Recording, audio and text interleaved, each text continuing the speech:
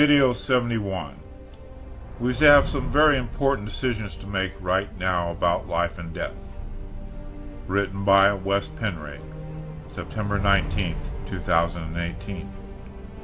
This is a matrix where fear of death and fear in general dominate our lives. Fear of death being the strongest implant we have, according to the wingmakers. We are being abused by our parents, our friends, our co-workers and bosses, our government, and by society in general. Some of us realize that this is not how it's supposed to be, and we start looking for answers. Now, here we are. We start our journey, and most commonly, we first realize that something is corrupt. So we stumble upon the Illuminati and their puppet governments and institutions. And we find that the few are controlling the many.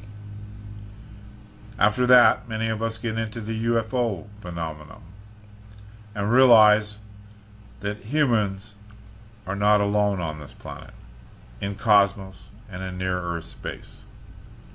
So far, so good. We can still look at these things as something separate from us, and we can do it from a computer or read about it in books. It feels safe. Then some of us go further and begin to explore higher levels of truth and possibilities, until one day something quite uncomfortable starts to happen. We realize that the only solution to all these problems lie within ourselves. The stage is no longer out there, and instead we find ourselves being the actors.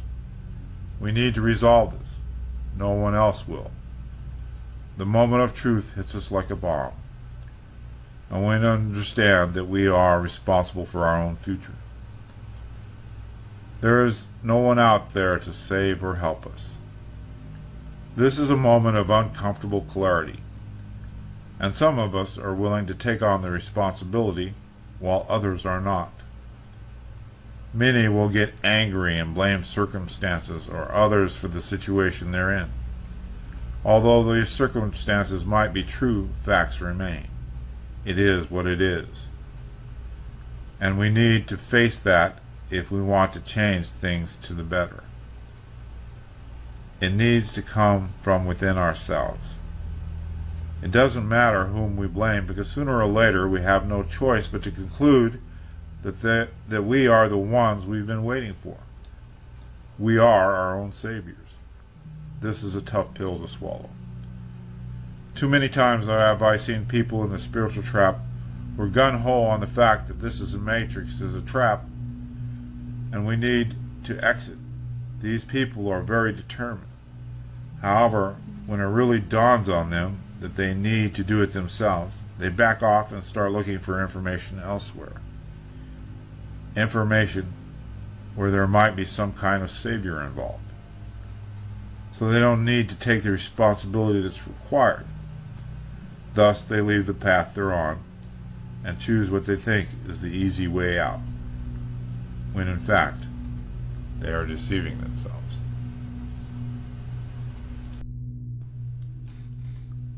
This is understandable because we all have a lot of fear inside. But it is exactly this fear that is our worst enemy. If we don't face this fear, how can we ever get out of this trap? We're not saying that we can magically get rid of this fear, but we need to acknowledge that we are inhibited by fear, and we need to accept that. Only then can we start putting our fear aside and soberly look at what we really need to do. This is so important, or we might not be able to exit through the grid. A typical example is that of out-of-body experiences. The reason most people can't have an out-of-body experience is because of the fear of leaving the body. It reminds them of death, which is humanity's strongest fear. One day a person might be able to finally have an out-of-body experience, but he or she might encounter some strange being when outside of the body. And then what happens? He or she immediately, out of fear, returns to the safety of their own body. And that's the end of that out-of-body experience. The above example is a good one, because if we can't face that fear, how can we make a fearless decision when our bodies die? We might feel very brave now, sitting in front of our computers, but will we be as brave when we are facing the reality of having to make the choice to exit the grid or not? Take some time and think about this. We'd like to ask a few questions, and we think it is important that each person who listens to this video will honestly ask themselves these questions, because they are very important. Here are the questions. If you become terminally ill tomorrow, let's say you have leukemia, and the doctor told you that you will die unless you exchange your blood with nanobots, will you choose death, or will you take the doctor's offer and maybe live forever? You have liver cancer, and a new nanobot liver will save your life. Will you do it? If you are young or middle-aged, having children, and suddenly find out you have a terminal illness, would you get a nanobot transplant that will save your life for the sake of your children? Or would you choose the regular route and die from your illness? Would the fear of the unknown stop you in the last minute from exiting the grid? Are you still willing to take the risk of going through the grid, or will you hesitate and maybe choose the tunnel after all, hoping everything you learned about the between life area and the grid was a lie? If you are on your way towards a hole in the grid and a very beloved dead relative shows up, telling you how much they've missed you and how wonderful it is to see you again, would that stop you? At first, you might doubt that it really is your relative because you learned in your life on Earth that it's a deception. But then this relative becomes very convincing and emotional, and he or she starts talking about all the wonderful times you had together. Would that make you change your mind and instead follow the relative? Would anything you have here on Earth when you die, human relations and material things alike, stop you from leaving this matrix for good? What if Jesus approaches you and tells you that what you learned here on Earth on your spiritual journey is false, and that you have been deceived, also taking into account that he's very convincing? Will you have the willpower to tell him that you are not interested? What would you do if someone who seems very benevolent and trustworthy tells you they want to help you going through the grid? Would you leave the responsibility to this being, or would you ignore them and just continue on your own, even if you are afraid and or uncertain? Ask yourself why you want to leave this matrix. Do you want to leave because you're traumatized, fearful, and angry? Or do you want to leave because you realize that this is not your home and there is nothing more for you here, and that you can be better used elsewhere? If it's the former, we suggest you handle your trauma and fear, or you will not be able to make a rational decision when the time comes. Fear almost always takes over. If you see the tunnel or a bright light and you feel more love and bliss than you've ever felt before and start getting drawn to it, will you still ignore it and continue towards the grid?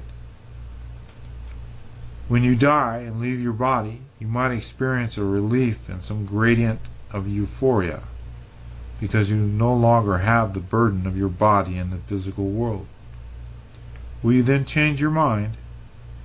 thinking that life maybe wasn't that bad after all, and it could be worth going back to help out. This would be like taking heroin, thinking there are no problems in the world that you can't handle. You are on top of it.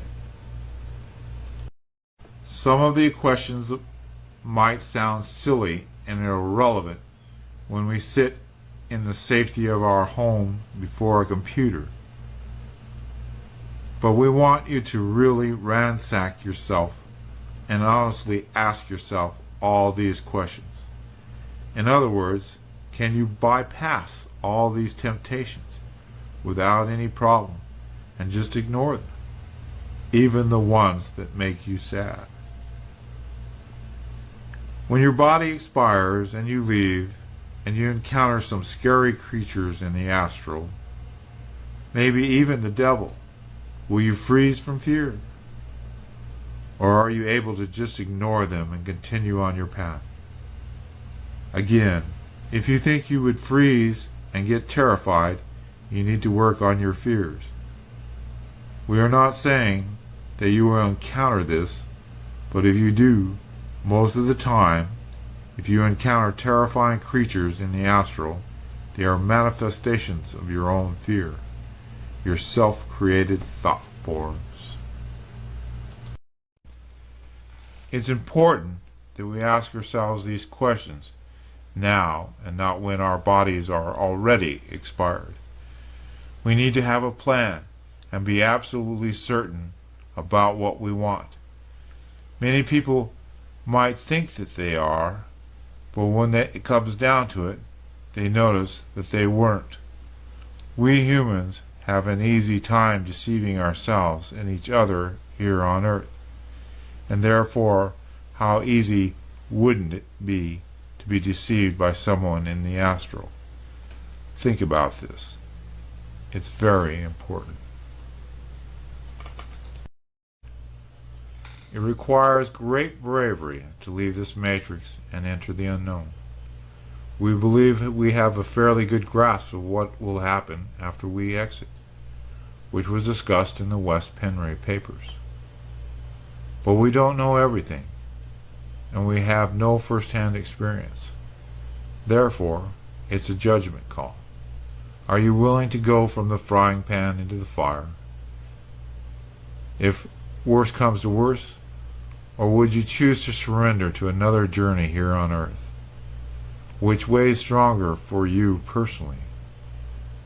If you are in doubt, you need to conquer your fears, or there is a great chance that you make a decision that you wouldn't have made if you put your fears aside. Although we are still being traumatized in this matrix and have seen all the insanity, it's still a good idea to feel gratitude rather than fear. Let's pretend that we had everything we wanted in this life. Let's say that what we wanted was a wonderful relationship, wonderful children, riches, a relaxed and fulfilling life, freedom, and joy. In other words, we had the best thinkable lifetime here on Earth. Wouldn't that be a curse? If we had a lifetime like that, we wouldn't be in need of a change. Why would we want to change anything if we have all that we need and more? We would never have come this far in our spiritual development, and we would be in a grave danger of going towards the machine kingdom with most other people on this planet if we had everything we wanted. Instead, we have experienced hardship and abuse, and which became our catalyst, and now we are ready to graduate. We don't want to persuade anyone while making these decisions. This is a personal journey for each individual, and only you know what feels right for you. These are the questions we are asking ourselves.